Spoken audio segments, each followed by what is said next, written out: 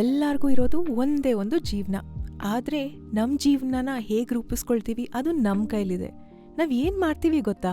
ನಾವು ತಗೊಳ್ಳೋ ನಿರ್ಧಾರದಿಂದ ಇನ್ನೊಬ್ರಿಗೆ ಸಹಾಯ ಆಗತ್ತಾ, ಅವ್ರಿಗದು ಖುಷಿ ತಂದು ಕೊಡುತ್ತಾ ಅಂತ ಯೋಚನೆ ಮಾಡಿಬಿಟ್ಟು ಡಿಸೈಡ್ ಮಾಡ್ತೀವಿ. ಹೋಗ್ತಾ ಹೋಗ್ತಾ ನಾವೇ ಬದಲಾಗ್ತೀವಿ, ನಮಗದರ ಅನುಭವ ಕೂಡ ಆಗಲ್ಲ.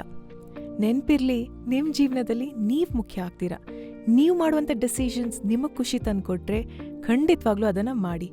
ಫಾರ್ ಎಕ್ಸಾಂಪಲ್, ಮದುವೆ ಆದಮೇಲೆ ನಾನು ತಗೊಳ್ಳೋ ಕೆಲವೊಂದು ನಿರ್ಧಾರಗಳು ನನ್ನ ಫ್ಯಾಮಿಲಿ ಮೆಂಬರ್ಸ್ಗೆ ಸೂಕ್ತ ಅನಿಸಿರಲ್ಲ.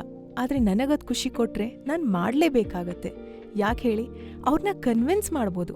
ಆದರೆ ನಾನು ತಗೊಳ್ಳೋ ನಿರ್ಧಾರ ನನಗೆ ಖುಷಿ ಕೊಡಲ್ಲ ಅಂದರೆ ಅದು ನಿರ್ಧಾರ ತಗೊಳ್ಳೋವಂಥ ಪ್ರಯೋಜನ ಕೂಡ ಏನೂ ಅಲ್ವಾ?